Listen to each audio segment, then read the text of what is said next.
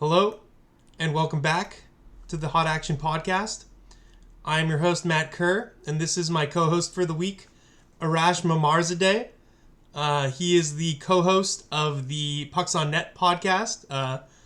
That's true. I am. Yep, that's right. He's also known as the Prince of Pomegranate. He's put in a shift allegedly at the pizza factory today, so he is ready to get his gamble on. How else should I introduce you? He is a sports aficionado, mostly in the realm of hockey, unfortunately. I mean, it's fortunate for him, but unfortunate for our NFL-based podcast here. So this is the thing. Yeah. For people who don't know, Matt and I have been friends forever. I would like to consider him a part of my family. He's a brother to me. This is the thing, though. We bonded over hockey. We have not bonded over the National Football. Is it league or association? I'm going to go league. Yeah. Right. No, I'm just fucking you. But, so this is the thing. When you asked me to be on the show, I was like, okay, I know nothing. The last time I think I really took the NFL seriously was when I watched the movie Draft Day. Yeah, like, I watch the movie Draft Day annually at my fantasy football draft, or like the day before, because it is just an absolute mess, and I love it so much.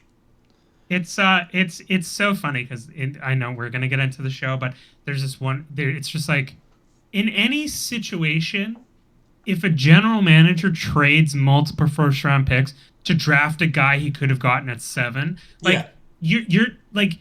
You would be fired before you left the podium. Well, I mean, the Browns are, like, historically a great organization that doesn't do anything messed up, so...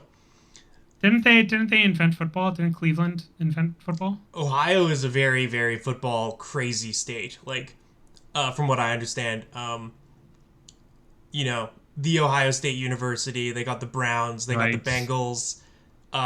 They are, like... in a country that is mad for football, they take it to another level. I don't know who invented football, per se, but, they'd be a good guess. So we're jumping into this full understanding that I have no idea what I'm talking about, but I do keep, like, an ear open for the NFL. I do listen to probably more sports radio than anyone in this city does. Yep. So I do get the overlap sometimes. Okay. So Matt, I've heard one thing though. Mm-hmm. I've heard that you have not had a great string of luck. No. This week we'll be recapping it shortly, but I went 6-8 last week. Not great. I am 8 picks below 500 in my pick'em contest that I am documenting on this podcast. That basically means I need to go perfect this week to get back to even. And back to even does not, get me in the money or anything, So, I was wondering, because we're going to be recapping my gambling week, have you had any sports gambling, interest lately? Like, is anything going your way? Anything going against you? Yeah, so I've been, it's really interesting because I for people who don't know, on Pucks on Net, we mostly cover the Vancouver Canucks, and my background mainly is covering the NHL, and just being kind of a mildly enjoyable Twitter personality that people like memes of. Definitely follow Arash on Twitter. He's great. Thank you. At Memarzadeh, I think, or Arash Memarzadeh. I don't know, one of those handles. The thing with sports gambling, my perspective is, there are people who understand that if I bet 5, if I bet 10, and I keep losing, it's fine, because when the payout comes for the triple, quadruple parlay, you're gonna get cash back. And hey, man, you're wrong 5 times, but when you're right the 6th, that's where the money comes. Unfortunately, I'm Iranian. Yeah. So if there's anything Matt and I do, listen, we are fickle. It's not that we're cheap. We're fickle, and we take the little wins and we try to build the little wins to get ourselves a little treat. So mainly what I do, like, shots on goal, and like goals or points, power play points with the Canucks. if previous seasons, if you did go and you bet on the Vancouver Canucks, it was always like, okay, so how many goals are they going to lose by? Or Yeah. you always picked the under for things. You bet Now, on like I don't know, the puck line against the Canucks. yes, Like under minus 1.5 goals. 100%, and normally you'd come out and you'd actually make a fair bit of money. Yeah. Now I don't know. They seem to have gotten it together. It's been fun. You're seeing kind of revolutionary stuff from players like Quinn Hughes leading the league in points, and Elias Pettersson, and that power play is daunting. But we're here to talk about the NFL. Yeah. So Matt, you're gonna need to help me out a little bit here. Okay. Because I know most people who probably listen to the show, they're aficionados, they're really hot and heavy, they're deep in it, they're into the hot action. Yeah, absolutely. I thought, you know what, like, just baby me. Yeah, absolutely. Baby me through this, because I know a few some of the teams. I know Broncos country, let's ride these memes. CJ Stroud, is that yeah. him? In Houston? Yeah, CJ Stroud, the rookie phenom Yeah. who is set to break all these records if he continues being as good as he is so far. Well, good for the Texans in that, this is coming just from an outside perspective. Good for the Texans for getting rid of a piece of shit and Yeah. then getting a haul for that piece of shit. Yeah. And then drafting a guy and then being like, "Wow, look at that. It's crazy. It's like quarterbacks are fickle." Yep. And you just kind of draft one and hope it turns out. It's true. It's true. And they had the second pick in the draft. So it was like, they didn't get to choose CJ Stroud. CJ Stroud, like on a karmic level, had to choose them. Yes. It's like kind of like when you have the like scene in a movie where like two people are like, who will the dog pick?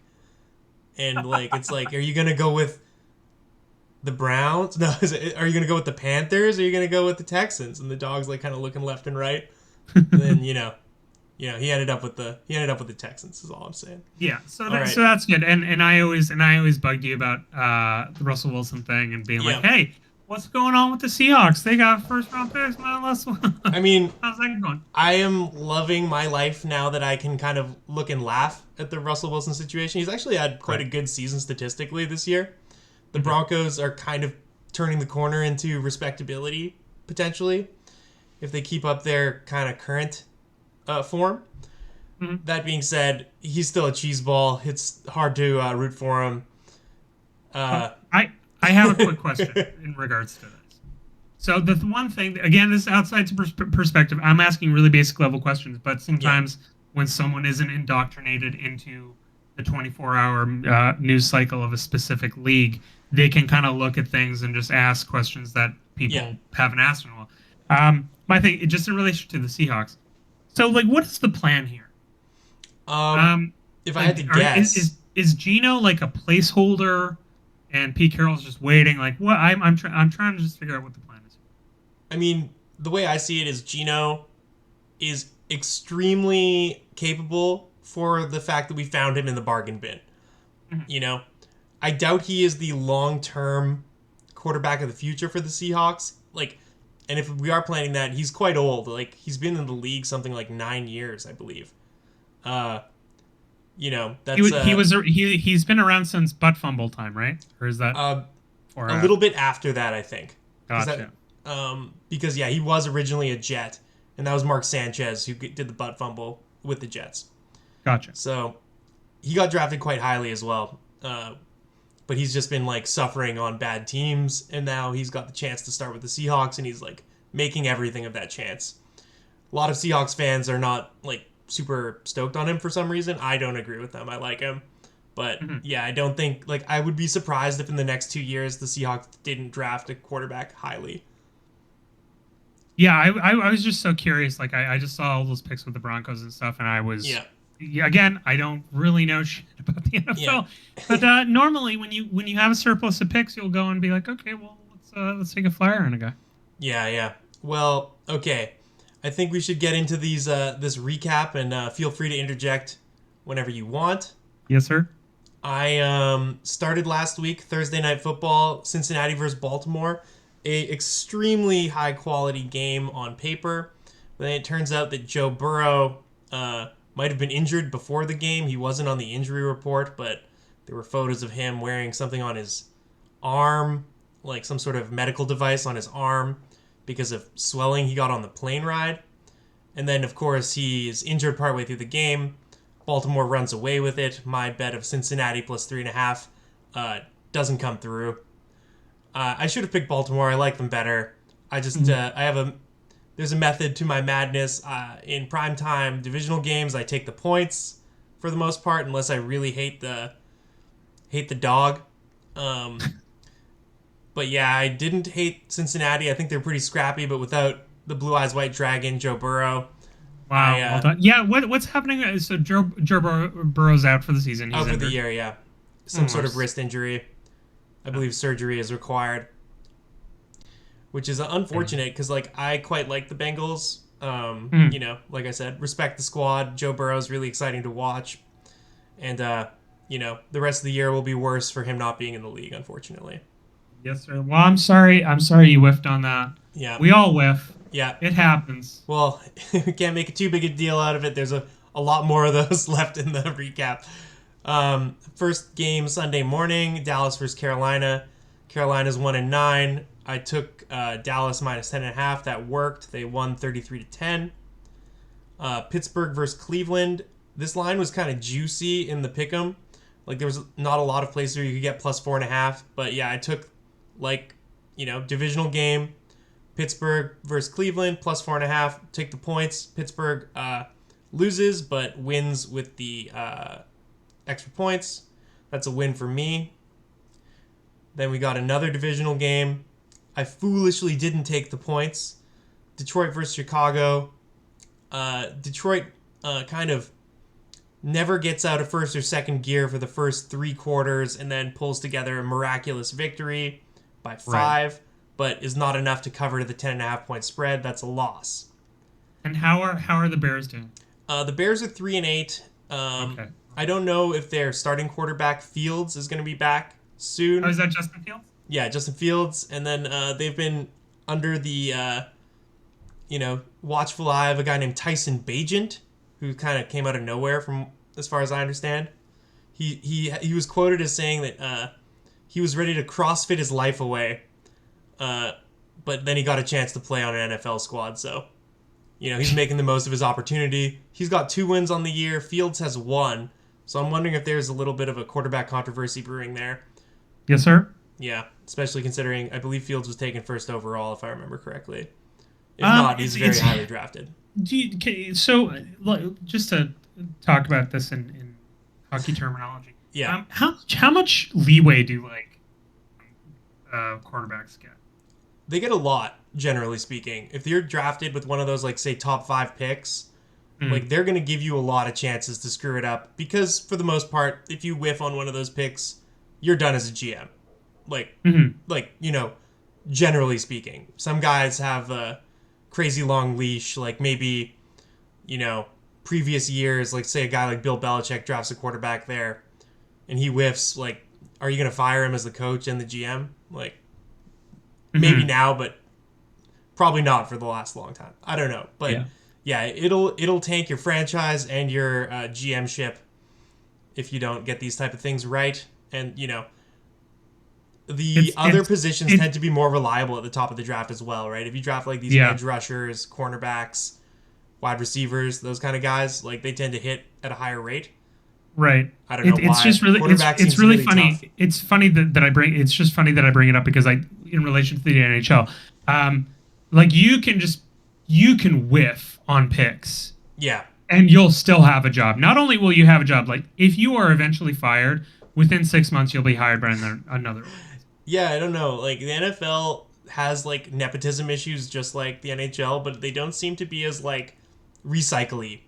You know, like, blatant about it? Well, I don't know. Like, I just feel like because of the massive, like, college pool of guys that are, like, you know, famous, or, you know, they get a lot of shine in the American media landscape. Gotcha. Like, the owners can be, like, attracted by those guys instead of, like, you know, just recycling the same, like, friends of Wayne Gretzky or whatever. Yeah. The Kevin Lowe's of the world, yes. Yeah. All right. And then we had a funny little matchup here. We had Arizona versus Houston. I took Houston minus 4.5, and they made me sweat it out a bit. Arizona looks, they continue to look scrappy. They just got back. Oh my gosh, I'm having a brain meltdown. Their starting QB, Kyler Murray, of course. Yes. And he's out there. Is he the kid? Is he the guy who doesn't watch video? I mean, that's the rumor. I don't believe it. There is a very strong rumor that he plays a lot of Call of Duty. Isn't it like after every double XP weekend he's like 0-8 or something? There's a funny correlation, but it's funny that he comes back right as the new Call of Duty launches, so the speculation can continue. Oh god. But yeah, when he's on the field, he runs around. He looks like a toddler who's stolen your cell phone. And he just runs around, scrambling around with it, ripping around. It's so crazy. All these grown-ass men, giant, fast, no one can catch him. He's a truly special athlete. We'll see if they can do much with the rest of the roster in Arizona, but it's good to see him back in the saddle. Yes, sir. Then we had Miami versus Las Vegas. 11.5 points was a lot. I respect Vegas's defense. Miami wins the game, but only by 7. That's a cover for your boy. And you're unable to see my screen right now, but there are 6 losses in a row coming up, so I won't spend too much time with that. All right, let's do that. We've all taken an L. Yeah, we've all written something, but we all. And you know what the funny thing is? We don't all have a show in which we broadcast our L's. Yeah. To everyone. There is a semblance of bravery here. I like to think so. Currently the flavor picture of the week is me on life support. So that's how my season's going, especially after the Seahawks lost last week, which is part of my losses here. So let's get into it. We got New York at Washington. I took Washington minus 9.5 points, and they lose the game outright by 11. So that's with the spread, Washington only scored 9.5 points altogether. A embarrassing embarrassing loss to say the least. I took the Chargers minus 3.5. Of course, that game would be a 3.5 point spread. I believe they lose by the hook. Tennessee plus 6.5. Jacksonville spanks them 34-14. Tampa Bay plus 11.5. That one's a pretty close, but they do lose. That's 14-27. So yeah, 2.5 point loss with the spread included. I took the Jets plus 6.5 against Buffalo. They score 6. Buffalo scores 32. Terrible. And this one was the most heartbreaking. Seattle minus 0.5 point against the Rams. They would lose by 1 point. And they were kicking to win the game, kicking a field goal to potentially win the game in the dying seconds of the game, within the Seahawks kicker's regular range. And the Rams coach, Sean McVay, ices the kicker, calls a timeout, gives him time to think about it, and he punts it outside the uprights. They lose by 1 instead of winning by 2. I'm heartbroken. How often does that work? It doesn't actually work. Statistically speaking, it's not super relevant, but, coaches do it. Sometimes it works out. I tend to think that, in a high-pressure moment like that, having time to sit there and just kind of, ponder can't be good for your mental health. Yeah, you just let him get in his head. And if it gets in your... It's like you're putting a challenge or an offer to the other team. It's like, listen, I'm just putting it out there. Either it's going to be in your head or don't. I got nothing to lose. Hey, if you're that guy, then be the guy. Yeah, absolutely. And then we've got the Sunday night football game last week, Minnesota at Denver. I took Minnesota plus 2.5, and they win by, or they lose by 1 point, but cover by 1.5. Then I took Philadelphia plus 2.5 on Monday Night Football against the Kansas City Chiefs, and it turns out karma is a guy on the Chiefs, and his brother plays for the Eagles, who won. Because, justice is real, and revenge was in their hearts. They took it down. They didn't need the spread. They won naturally. How? I don't want to talk about the Taylor thing, but like we don't have to. But God. How do you feel? Okay, this is great. How do you feel as just like an NFL about like, just like you're watching Sunday football, and here's fucking I don't want to shit on Taylor Swift because I really don't want to shit on Taylor Swift because she's tons of loyal fans. Yeah. The thing is, it's like, fuck, you're just trying to watch football, man. I mean, I think the NFL has leaned into it a bit harder than they need to. Like, the internet's doing more than enough of their job for them there. Gotcha. My biggest thoughts on the matter are that, like, you've combined two of the most demented fan bases on earth. Large, insane groups of people who have very little, like, socialization, like, emotional intelligence, and these are Swifties and NFL fans. And they're, like, meeting in a confluence of insanity.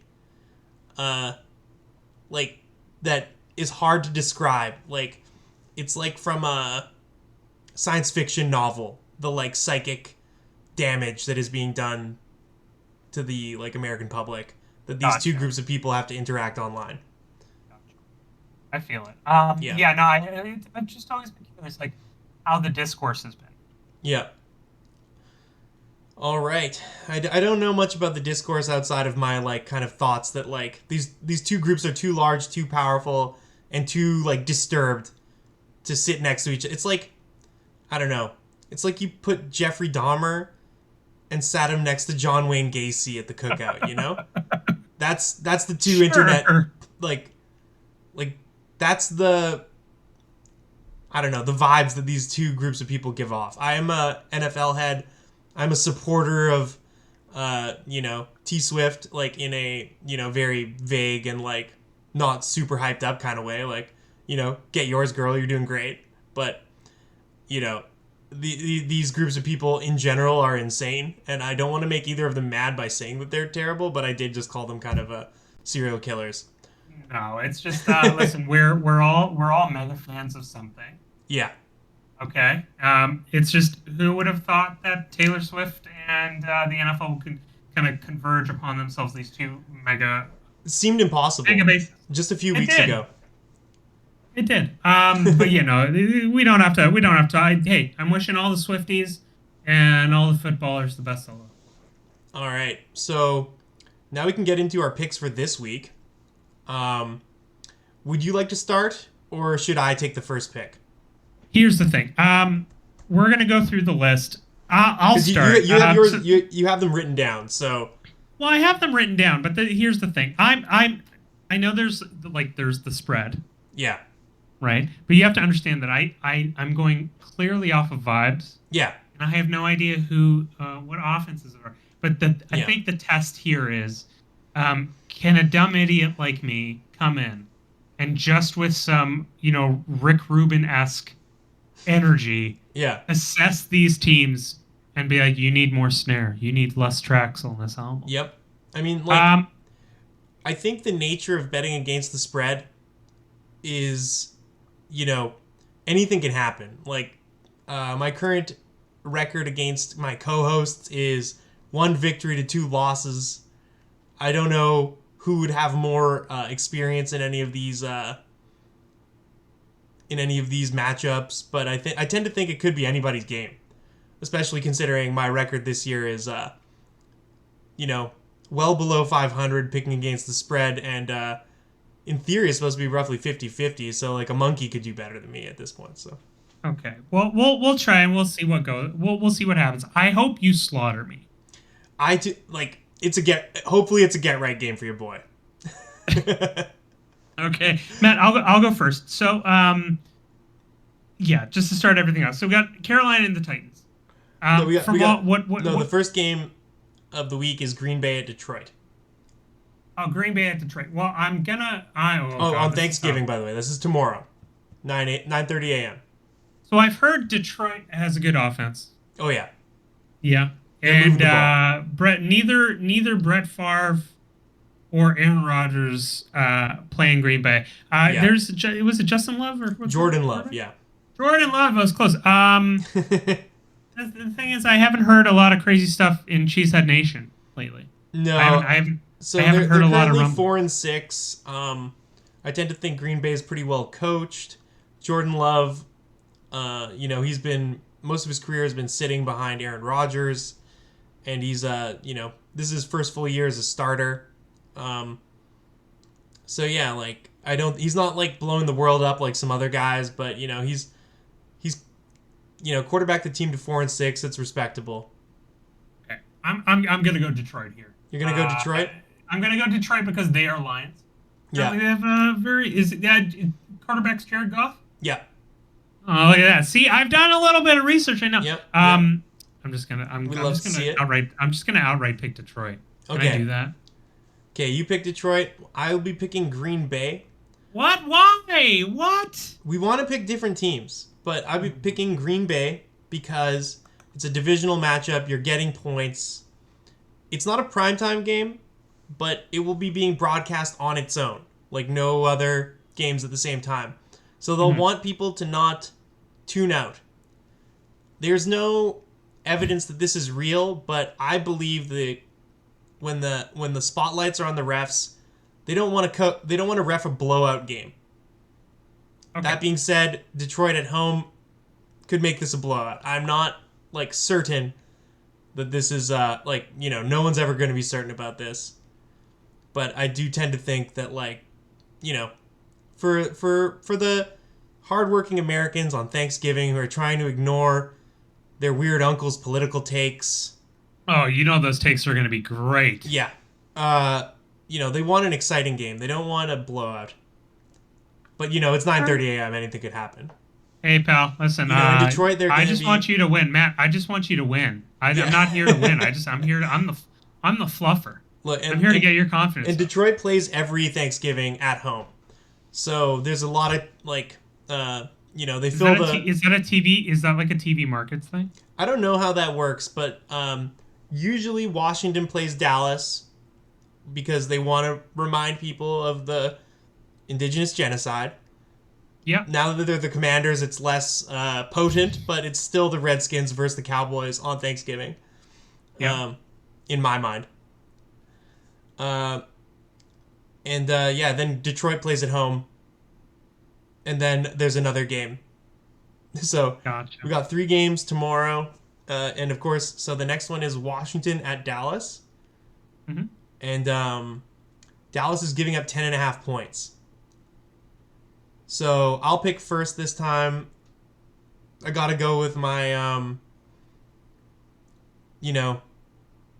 Thanksgiving brethren, the Washington Commanders. We're taking a touchdown and a field goal and a half point. Wow. Boom. Wow. Okay, I'm going with the Cowboys strictly because Jerry Jones had an AI. Doesn't he have an AI? Isn't that a thing? Like some sort of AI hologram statue.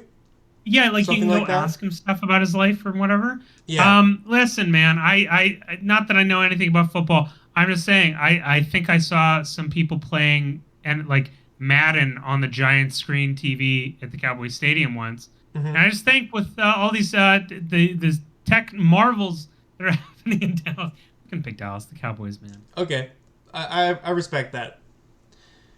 And then the final game of Thanksgiving, we have my team, the Seattle Seahawks, hosting the San Francisco 49ers. The Seahawks are at home, getting 6.5 points. Well, I'm gonna go with the Seahawks just because I know you're gonna be there.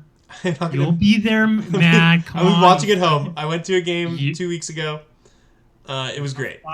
You're gonna fly the chopper down. It's gonna be fine. No, I'm just picking the Seahawks because good for the Seahawks. I don't know. I don't know how good the 49ers are, or how good are they? The 49ers are quite the juggernaut this year. And so the thing though is it's a divisional game. Seahawks are at home, getting 6.5. There's no shame in that bet, I would say. That being said, it's what I would take, but I have been so tilted by the Seahawks this year. Everything I think I should do has been wrong. Mm-hmm. Like, the Seahawks are 6-4. I think I've got 2 wins on the year betting all their games, something like that. It's incredible. So I'm going Costanza mode. I'm taking the San Francisco 49ers. Well done, you Yeah, traitor. I've faded myself. No, I still believe in Seattle, and I'll be happy if they win in real life. But I can't trust myself anymore to gamble. I have to fade my opinions. I'm here as like in boxing where they just bring in the guy Yeah, who's 0-42 the to tin fight can the guy. yeah, I'm that guy. You shouldn't be going easy on Look, me here. I'm not going easy on anyone. I'm trying my best to win. That being said, if I do lose, it will be very embarrassing. Well, the next one for Friday Yeah, is Miami and New York versus the Jets. yeah, From what I did, you go first. I know about the Jets quite a bit. yeah. I am going to be taking Miami in this matchup. The Jets have a stalwart defense, but they are starting a absolute unknown at quarterback. I think Miami might be able to pick him off a bunch. Isn't his name? His name's Tim Boyle. Yeah, I think that's right. He, What kind of random Madden create player name is yeah, that guy is the guy that you get in year 3 of the draft in your Madden franchise mode. that? Yeah. It's when the Um, CPU starts creating players. yeah, exactly. In reality, he was a backup quarterback for Green Bay under Aaron Rodgers. So I believe this is like Aaron Rodgers whispering his like little finger or Grima Wormtongue kind of vibes at the New York Jets front office, being like, "Look, this is my guy. Like, get him some starts. Please. Zach Wilson sucks, and he's killing our team. Yep. So this is the How thing. much worse could it Quickly, get?" the question that I brought up before about first round quarterbacks getting Hmm. leeways to do. Now, understanding Aaron Rodgers gets injured in the first like 2 minutes of his Yeah, Jets career. Is this the end of Zach Wilson? it might be. Like, Again, it kind of has to be just it honestly, like like, I don't like to dance on people's graves as, like, I'm pro player.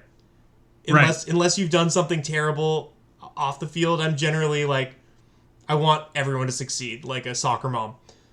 That Gotcha. being said, I can't see a path forward for Wilson. He's just been so bad for so long. Like, there's people who've been like drafted since him that have collected more like counting stats, and like, I don't know. He's just like visually, he's not passing the eye test, and he's been starting in the NFL for I think 3 years now.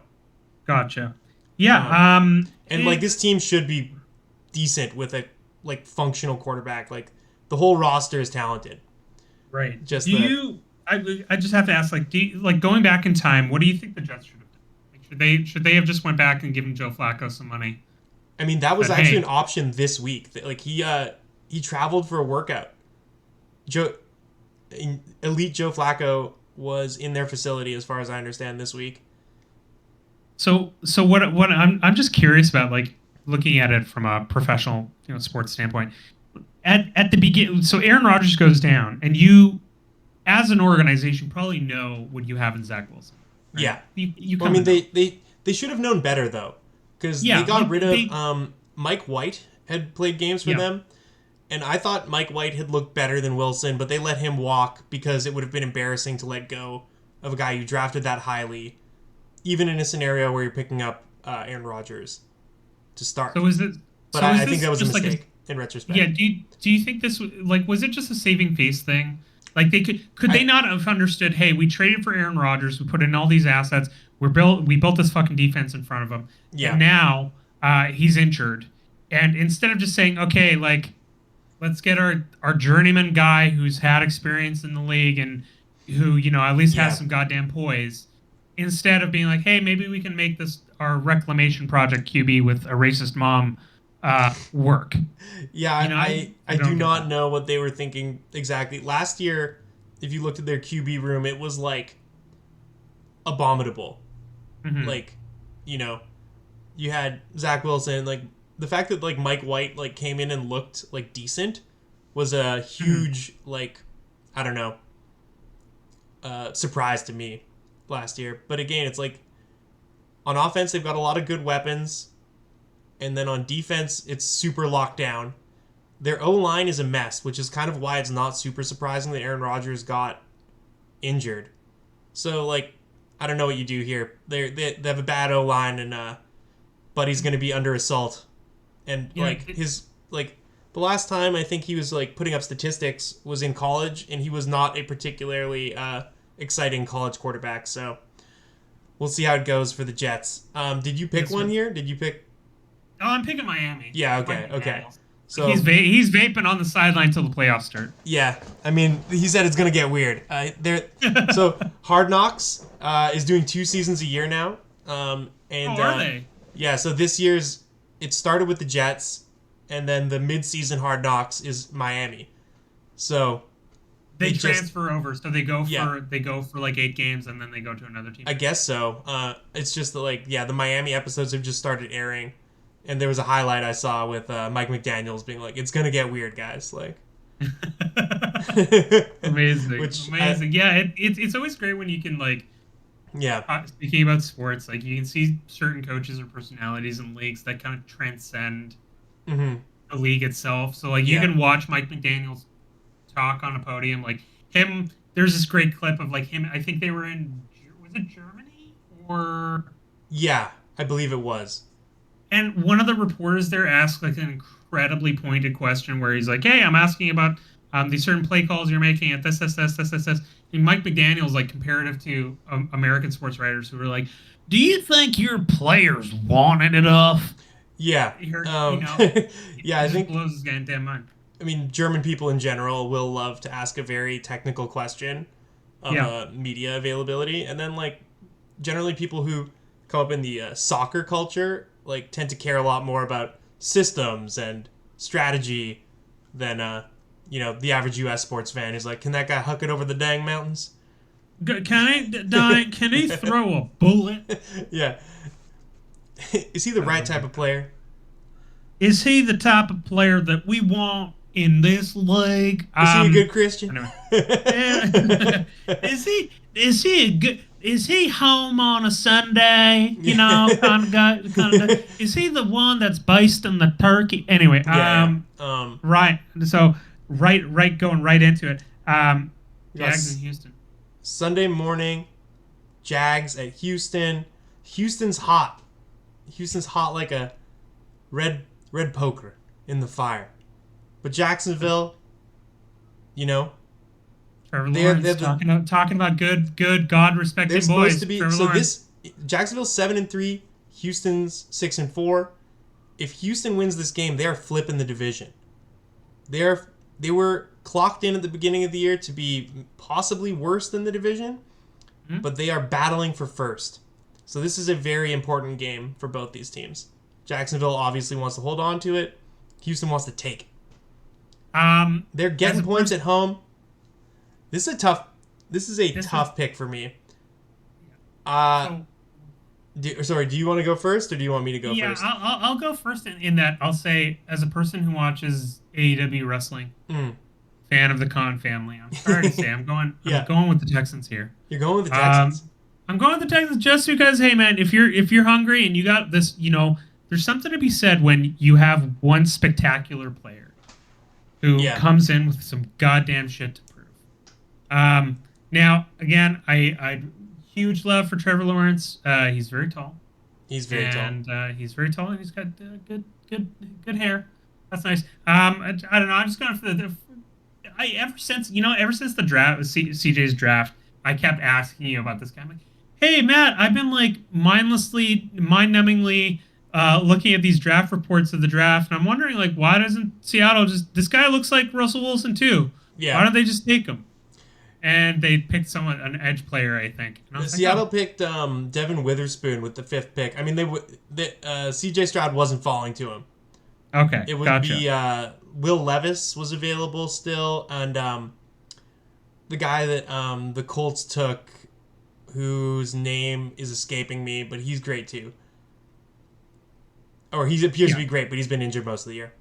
Yeah. So that was just basically what I was ramping up. I think. Yeah. I'll just take the Texans for the All right, for the fight. You're taking the Texans. like we said, it's a divisional game. You're getting points. It's at home. I'll also be taking the Texans.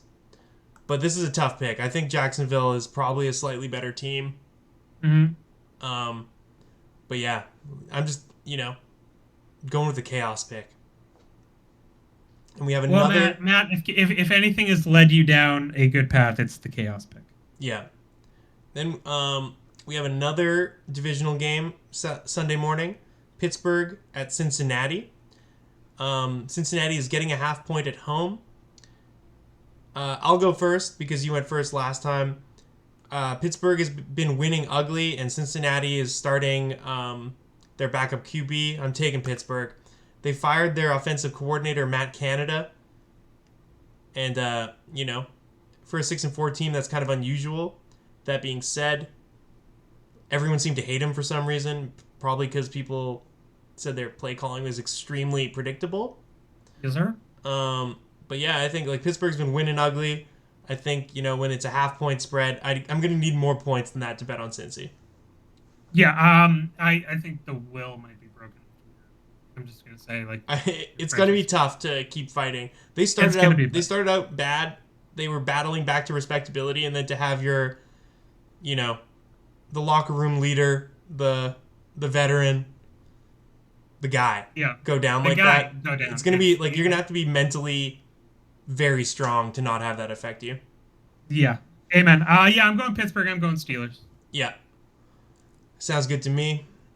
And this Pittsburgh Steelers team is really funny. I don't think they're great, but they are just it's trundling through the league. Man.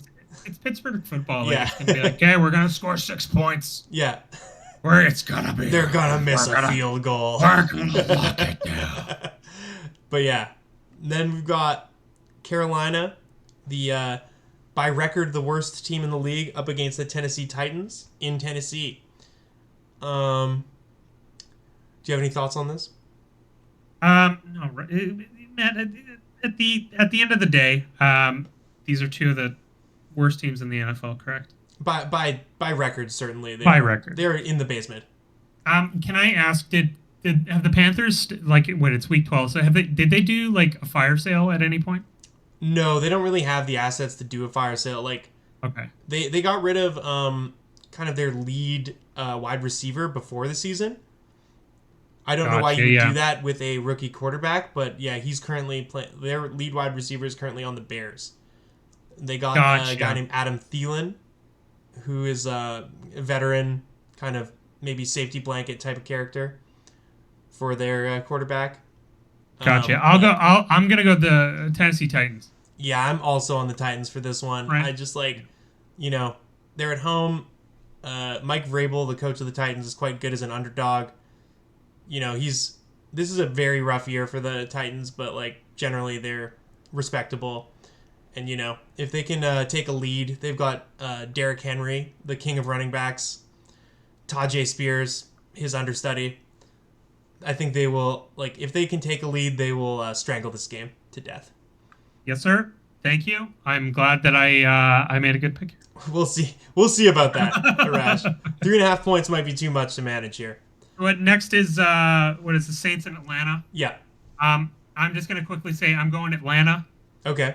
Because I'm a huge Killer Mike fan. I have no idea who the players on the Atlanta Falcons are.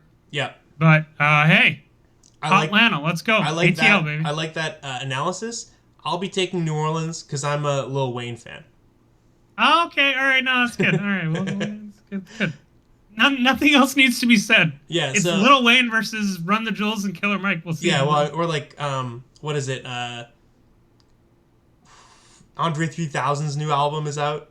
It's all flute. I haven't listened to it, but that's another ATL mainstay. If you're old like us. It's a great left turn in someone's career. It's pretty awesome. I mean, I love the idea that there's an Andre 3000 album out and there's no rapping on it. No, the first track of the album is I wanted to create a rap album, but this is where the wind took me. Yeah. It's great. I was that's okay. After we got the Bucks, Colts. Yeah, Bucks and Colts. Who's the quarterback for the Bucks now? Baker Mayfield.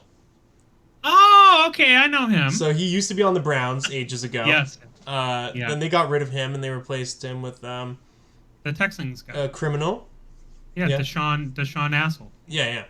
A guy we do not like. The official position of the Hot Action Podcast is, if you're going to commit crimes, make sure they're crimes that make you rich and not a monster. Yeah, do you like stealing from the rich, giving to the poor kind of crime? Maybe do fraud or robbery or something like that. Crypto schemes. Yeah. Whatever. But definitely do not do what Sean Watson did. Gotcha. So how are the Bucs doing? They're 4-6, scrappy. They're probably their division is New Orleans, Atlanta, them, and Carolina. So they are third in the division or second, depending on who wins between Atlanta, Tampa, and New Orleans. They're all hovering around 4 or 5 wins, right? So, anyone could win the division at this point. They should be incentivized to battle, This is a toss-up. I wish I knew more about both teams. I'll go. Both these teams are kind of mid by my estimation. Well, I'll go for the Colts just because I'm rewatching Parks and Rec. Oh yeah, well there's a cameo with Andrew Luck in it. They had a really cool news story today that has nothing to do with football, but their owner, Jim Irsay? Yeah, Jim Irsay came out today and said that 10 years ago when he got his DUI, he was being profiled by the police for being a white billionaire. Yeah, so he was like, they pulled him over. They pulled him over. No, I'm changing it to the Bucs. I will also be picking the Bucs because that's not, maybe the team battles back and wins one for the skip. Wins one for the Gipper. For the owner. For the owner. Who's clearly what do you call it? Like taking L, like a man after my own heart, posting his L's online.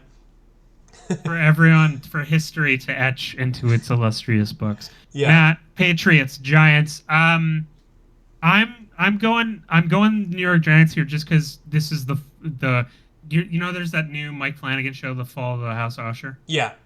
Yeah, this is the fall of the House of Belichick. That's a good point. Is it? So Mac Jones is he's not the guy. It's hard to say for sure because their offense is so bereft of talent.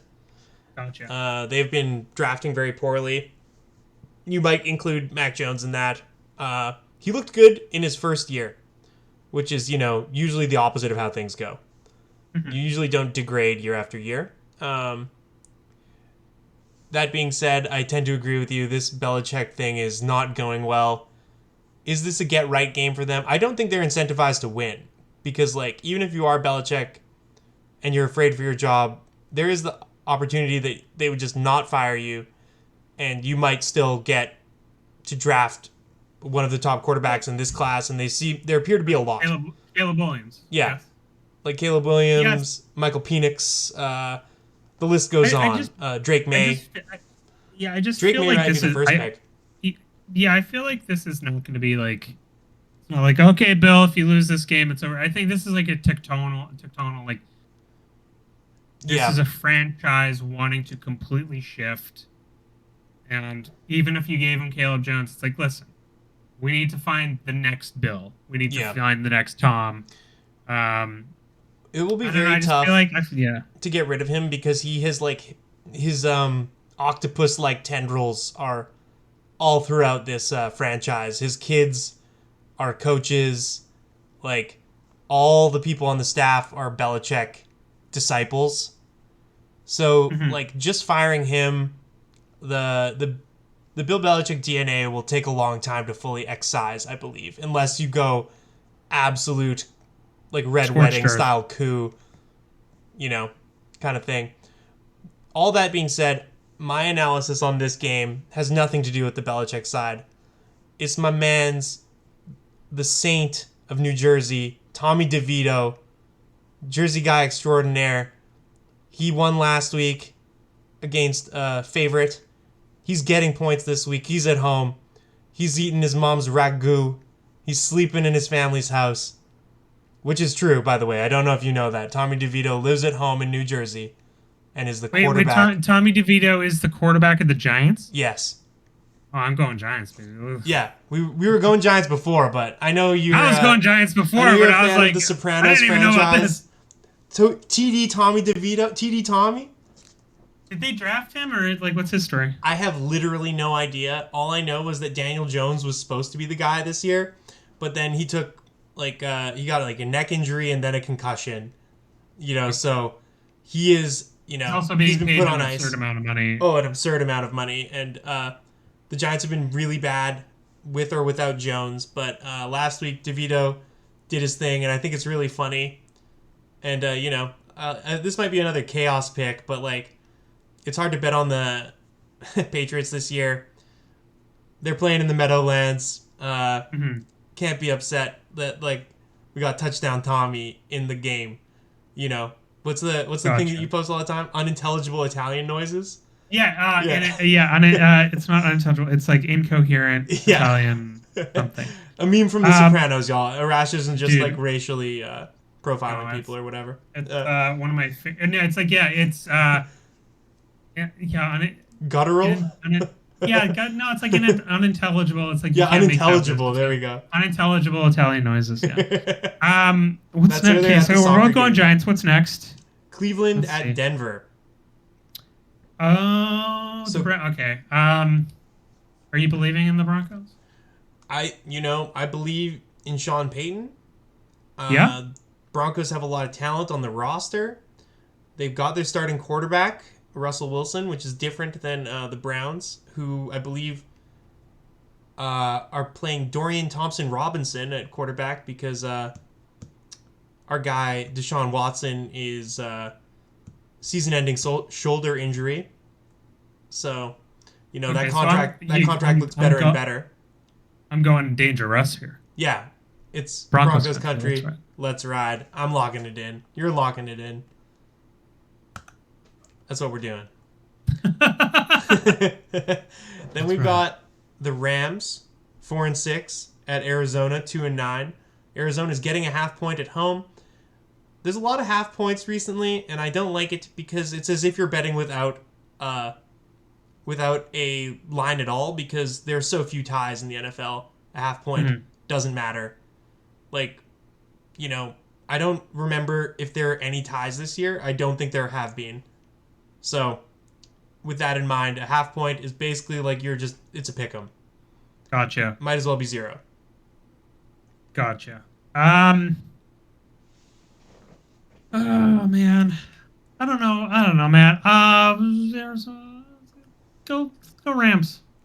Yeah, I tend to feel like the Rams have been playing better, but I also think that Arizona's got Kyler back.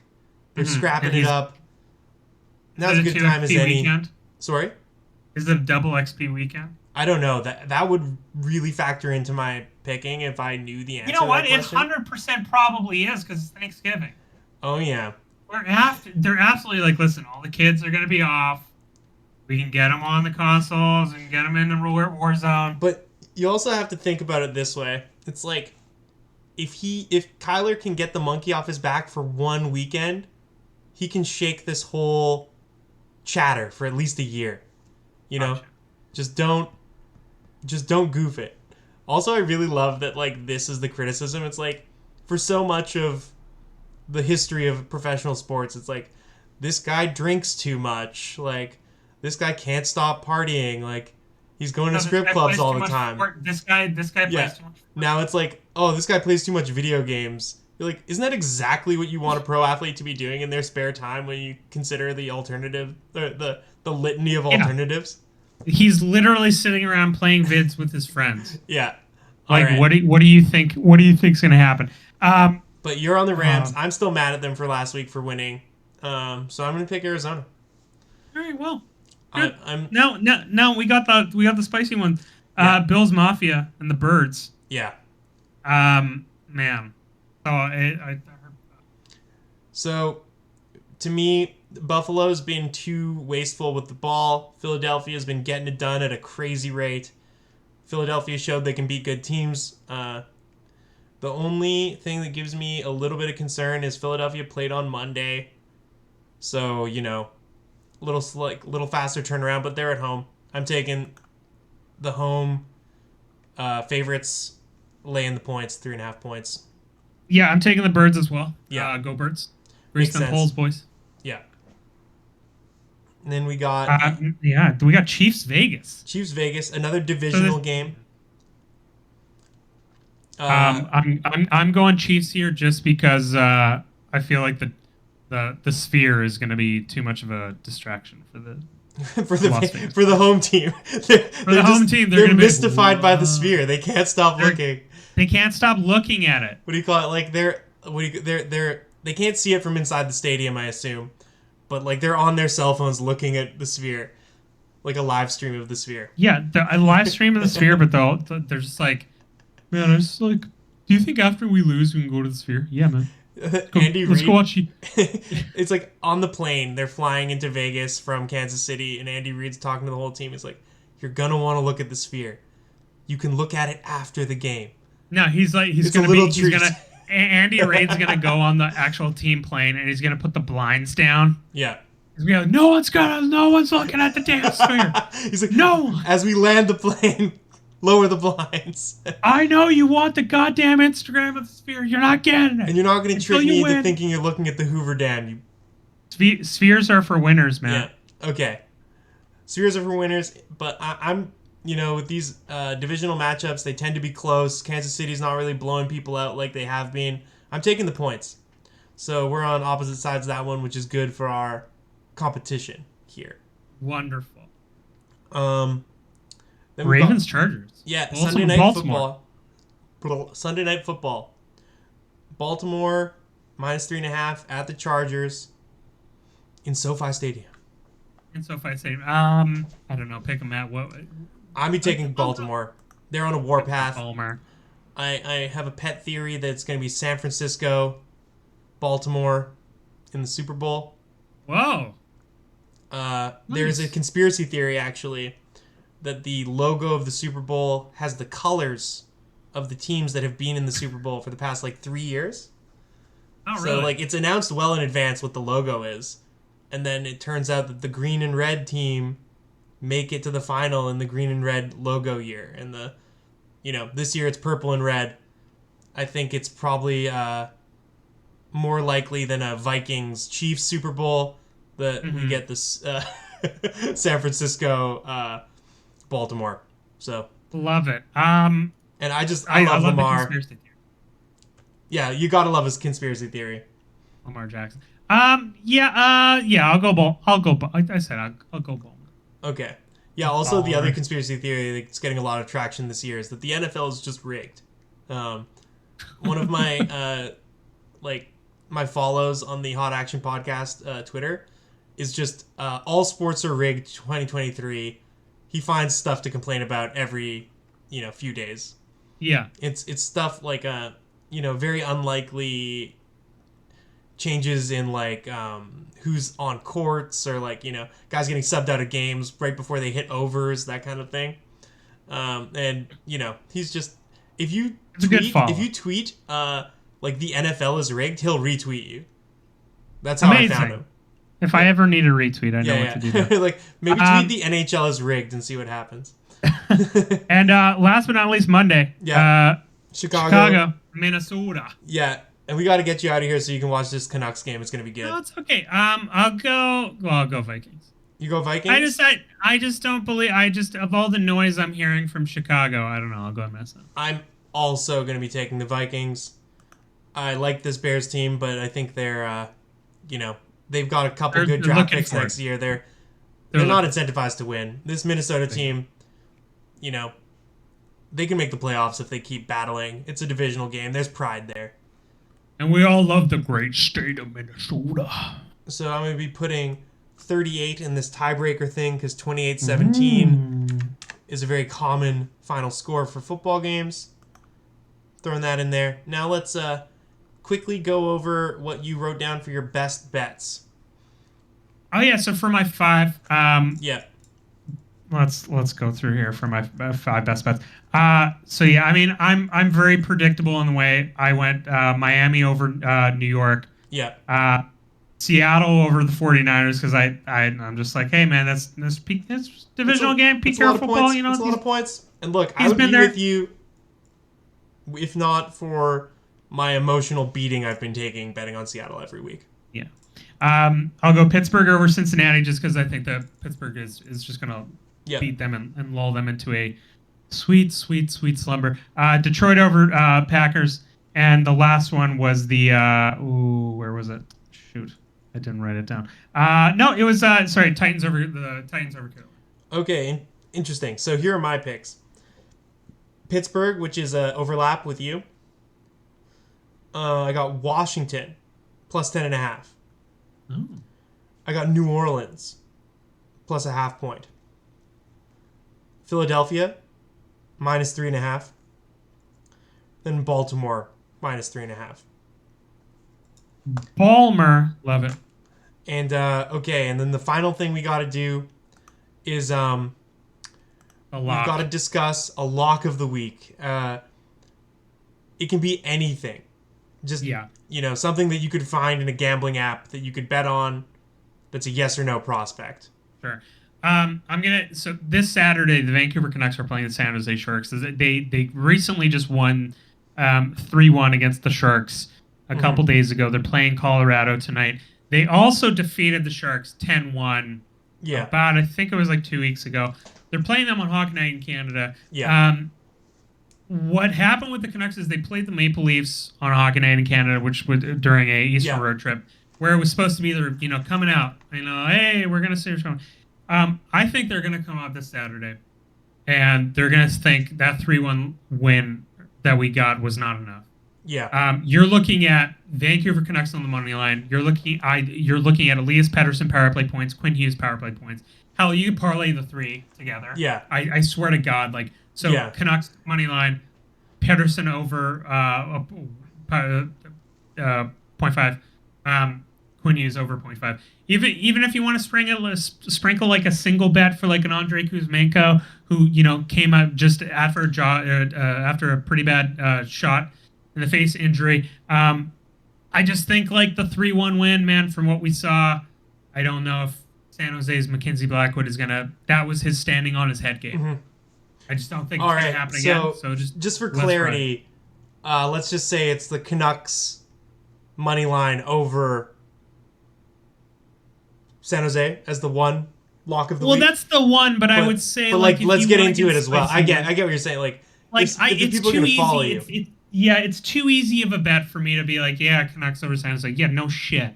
Even San Jose's, the parents of the players are going to make, that's an easy bet. What I would just say is you got to sprinkle in the parlay there because the odd makers are probably not going to give you too hot of stuff. But I would just say man, they have a great, amazing power play. San Jose's penalty kill isn't that hot, and they're going to get chances. I mean, the refs can always come out and say, hey, sorry, I didn't see that slash. Yeah. But, I'll leave it at that. Okay, and for myself, I'm just going to take a nice, simple Kansas City money line over the Raiders. If they lose that game, you got to watch out for this Kansas City team to implode. Love it. All right. Well, I'm going to have to say thank you very much. I think it's been just over an hour. We've covered a lot of ground here. Matt, I hope you slaughter me. Honest to God, you got to stop doing this. You got to stop doing this. I don't hope you win. I hope I win too. Okay? It's my positive mental attitude. I love you so much. I know it's your PMA, but I love you so much and I want you to do well. All right. So this has been the Hot Action Podcast for week 12. Your boys on life support. See you all next week. Hopefully we get back to some sort of respectability in this gambling. We've only got so many weeks to I love you, Matt. Have a great football time. Love you too, Arash.